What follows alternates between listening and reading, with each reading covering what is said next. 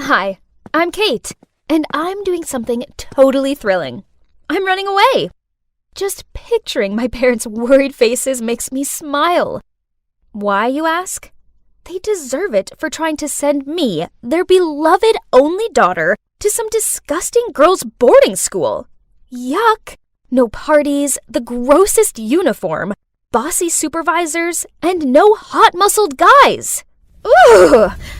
That place is for nerds, not me. An it girl and the founder of Clique Chic, our school's exclusive group for the hottest, most sought-after girls. To be a part of the club, you must be really fashionable, you know? I'm talking about a wardrobe full of the latest designer must-haves, manicured nails, and the glossiest hair. Only girls as dazzling as us can make the school hallway our catwalk stage.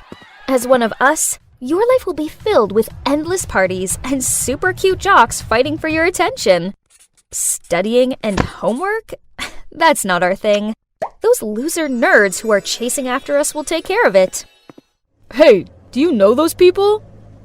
I looked outside and saw a group of bodyguards who were yelling and trying to force my cab to stop. Ugh, this was so uncalled for. $500 if you can get rid of them. The driver immediately sped up. Ordinary people will do anything for a little bit of money. He dropped me off at a service station, and I quickly snuck inside and hid in the restrooms. Ew! This place was gross. Gosh, those bodyguards were loitering about outside so no one could leave or enter without them seeing. How tragic. This was so stupid. All my parents needed to do was let me stay at home for the summer. But no, they sent those bodyguards after me to ruin my life. Suddenly, a cubicle door flung open and knocked into me. Ouch! Are you blind? What are those glasses even for? I'm sorry. The girl quickly apologized, then she bent down to pick her fallen stuff up. But when she looked up, I gasped in shock. Holy guacamole! What in the world? She looked exactly like me. I mean, at least her face did. Her style was disgusting and old-fashioned. Ew. But given my dire situation, I came up with an amazing idea. Okay, so this is weird. Do you want to make some money? And I mean a lot of money? She gave me this dumbfounded look. Ew, I hope I didn't get frown lines like she did when I screwed up my face. They were ghastly. I have a really lucrative job for you. As you can see, we have similar faces. Freaky, but fortunate. So I need you to pretend to be me and live my rich life for a month or two. Here's my Twitter account. Just skim through it. You can learn everything about me there. It should be enough for you to play the part and avoid my family's suspicion. And here's your payment. I rifled through my bag and handed her the rest of the cash. Jeez, this must be a huge amount for her, as her eyes lit up like she was seeing money for the first time, and she immediately took it. We quickly exchanged clothes, and as instructed, she went outside to hand herself over to the bodyguards. Freedom! Now bring on one long, hot summer of fun. But first, I have to go shopping. Wearing these old-fashioned, disgusting clothes made me want to puke. Oh no! My parents have locked all of my credit cards. I can't even buy a soya milk iced latte now. Poof! How could my parents be so cruel? The worst part is, I had stupidly given all my cash and my phone to that girl. With no other options left, I reluctantly searched the girl's bag. A few old-fashioned clothes, some stupid books, and an unbranded lipstick? Huh? Was that all? How can people live like this? But, what's this? In her small notebook was a train ticket and an offer letter to work at Homestay Allen. So, looks like she's going there for a summer job. Hopefully that homestay has a bath with scented candles and a pool for me to sunbathe by. I need to work on my tan. I was glad to get off that flea-ridden thing and breathe in some fresh air. Now where was my ride? There was a short, chubby old man holding a board with the name Clara on it. Ah, The name on the train ticket was Clara. So this meant he was here for me? Ugh, he didn't even have flowers with him, and he could have at least combed his hair. So, turns out that's Danny, the manager and owner of the homestay. Honestly, if it wasn't for the circumstances, I would never have set foot in this stupid place. Oh, how the day got worse. Without even being allowed to rest my weary feet, Danny gave me work. Housekeeping. It was a joke, wasn't it? My nails were not made for menial jobs. Life here was horrible. I had to get up so stupidly early that it was still dark out, then clean a dozen dusty old bedrooms. After that, I would do the laundry, dry the towels and bedding, fold them, and arrange them neatly into each room. At noon, I also had to help the chef here, Anna, prepare lunch, and I was also forced to wash a mountain of gross dishes. I had never done such silly chores like this at home. Instead, they were always done for me. Didn't expect them to be this exhausting. You should put them in order, so they won't break. Ugh, where did this nosy guy come from? Are you lecturing me? I replied crankily and walked away. Suddenly, oh no!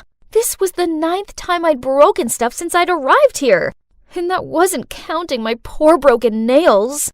I quickly bent down to clean up, but ouch! I cut my finger on one of the pieces.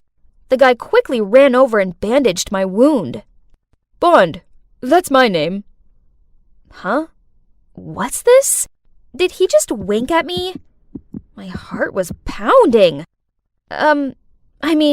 He was cute. Yeah, he was really cute. I'm Clara. Go do something else. Leave this to me. Realizing that I'd been staring at Bond for a while, I hurriedly got up and rushed to the kitchen. Nice to meet you, Clara. I'm your new colleague.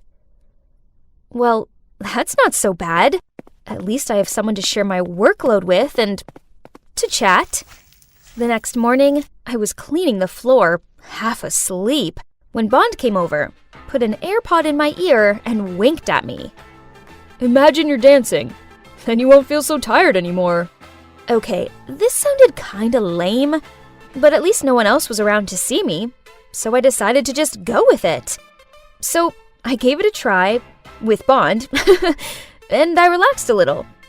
Well, I didn't expect it to be so much fun.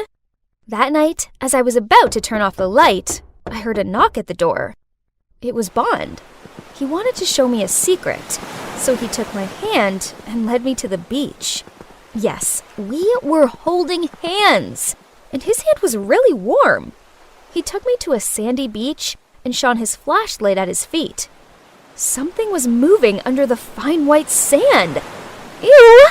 What was that? I clung to his arm in fear. Aw, little turtles, I exclaimed as they slowly emerged from under the sand. Yes, they're cute, aren't they? Let's give them a hand. They have to get to the sea before dawn.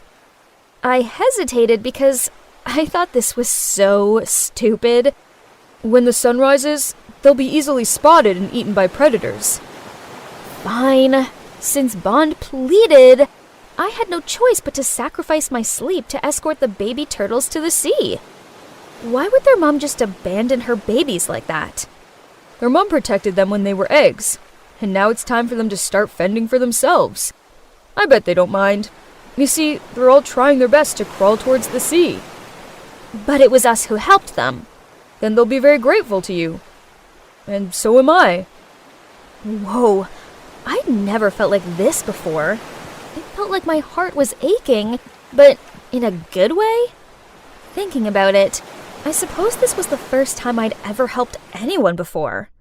Now I kinda understood why my parents did what they did. They just wanted me to be more independent and stop hanging around with those vain, show-off girls. They sure would be pleased if they could see me now, with this sweet and gentle guy. He was the total opposite of the rich boys back home. When I was hurt, he made sure I was okay.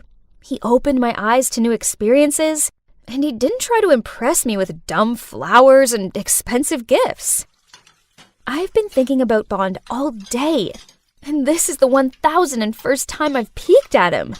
I think I'll have to confess my feelings before I go crazy. So, that evening, after finishing all my work, I knocked on Bond's door. Huh?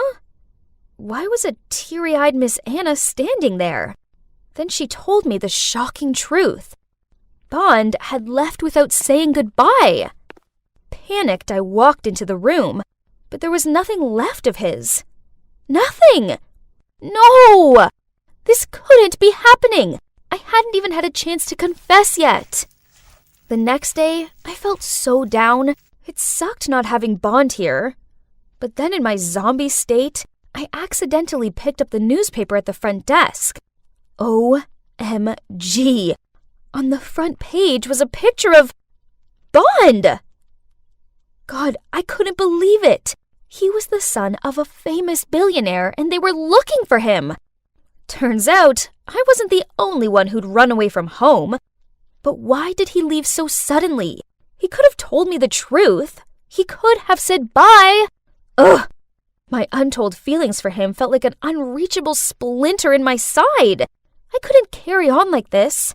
I needed to find Bond. With my meager salary, I got on the train back to the city, imagining seeing Bond again. This is without a doubt the most nervous I'd ever been in my entire life. It didn't matter how much I pleaded my case and explained that I was Bond's friend. The security guards refused to let me in. I was about to leave when suddenly I saw Bond from afar. He was with a girl. What in the world is this? I tried to strain my eyes to see. My God, isn't that me? No, it's the girl I hired to pretend to be me. What was she doing with Bond? And why did they look so close? Could it be?